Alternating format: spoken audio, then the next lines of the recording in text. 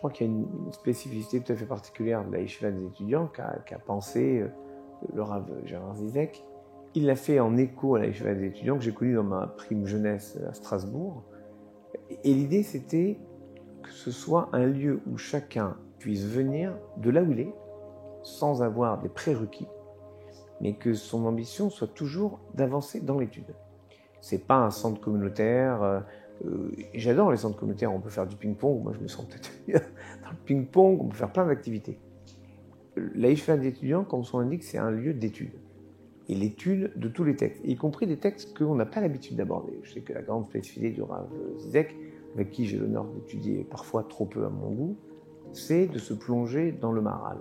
Et le Maharal, je me souviens d'un texte, par exemple, d'une actualité incroyable sur le bien-être animal, comment on gère. Je me souviens de son interprétation sur, par exemple, Psachim 49 et quelques, sur le fait que quelqu'un qui n'a pas de connaissance du monde n'aurait normalement pas le droit de manger de la viande. Aujourd'hui, c'est incroyable quand on voit la pulsion végane. Mais pour arriver à mettre en écho les textes les plus anciens du judaïsme, c'est-à-dire la Gemara, puis les commentaires de la Gemara comme le Maharal et d'autres, avec les questions qu'on se pose aujourd'hui, il faut un espace qui puisse à la fois être ouvert sur le monde et en même temps être ouvert sur l'immensité de ces textes. Et la yeshiva des étudiants, telle que la porte le Rav Zizek, et avec les enseignants qu'il a choisis autour de lui, c'est un lieu unique dans le panorama du judaïsme français. Il y a des endroits où on étudie, il y a des kolélim, il y a des endroits formidables, chacun sur sa façon d'aborder les textes. Mais ce que fait la yeshiva des étudiants, avec des anciens, avec des jeunes, avec des gens très connaisseurs des textes, avec des gens qui débarquent, bien, d'une certaine manière, moi je retrouve dans ce qui fait vivre, parce que j'ai eu l'occasion, vraiment le bonheur de partager des journées d'études à la yeshiva des étudiants, je retrouve ce qu'il y avait dans la yeshiva voulue par Rabbi Elazar ben Azaria, où on a rajouté 700 bancs pour que chacun puisse venir participer et apporter ce qu'il est. Ce jour-là, dit le Talmud, Bo Bayom, ce jour-là, on a solutionné toutes les questions en suspens. C'est-à-dire que quand on ouvre l'étude à tous et qu'on reste focalisé sur l'étude, il n'y a plus une question de ce monde qui reste sans solution, sans réponse. Puis, nos jeunes ont parfois des impossibilités. Il faut mesurer ce que c'est comme effort psychologique d'oser ouvrir la porte d'une yeshiva quand vous n'avez pas quelqu'un qui vous prend par la main et qui vous dit « Tashma, viens et écoute ». Il faut oser le faire.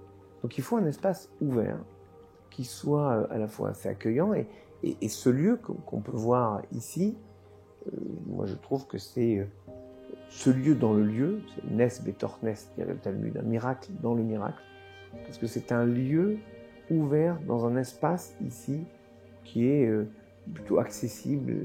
Il y a des yeshivot dans le 16e arrondissement, des yeshivot dans des endroits qui sont plutôt paupérisés. Ici, c'est une sorte d'équilibre où personne n'a à faire un grand écart pour arriver. Maintenant, il faut qu'il y ait des personnes qui s'engagent pour faire vivre cela. Ça a toujours été le fonctionnement du judaïsme, où on voit par exemple que entre Issachar et Zevouloun, il y en avait un qui travaillait et l'autre qui étudiait grâce au travail de l'autre. On voit dans le Talmud, par exemple dans Psachim, vers page 130, que ceux qui œuvrent pour que d'autres étudient ont une part directe au monde futur. Qu'est-ce que ça veut dire ? Ça veut dire que permettre aux gens de trouver leur voie, c'est au fond les faire naître, c'est les créer, c'est les recréer. Et on ne mesure pas à quel point, lorsqu'on permet à des gens d'étudier, on est littéralement l'associé de Dieu dans la création du monde. En tout cas, comme on dit avec Avraham et Sarah, avec un nefesh asher asou becharan, avec les âmes qu'ils avaient faites à Haran. Il leur avait fait quoi? Ils n'avaient pas fabriqué. Il les avait juste accompagnés dans la connaissance de la Torah et de la foi. Donc en fait, permettre à ce lieu de vivre financièrement, s'investir financièrement dans ce lieu, c'est créer des âmes. Et je crois qu'être associé de Dieu, ça fait plaisir à tout le monde.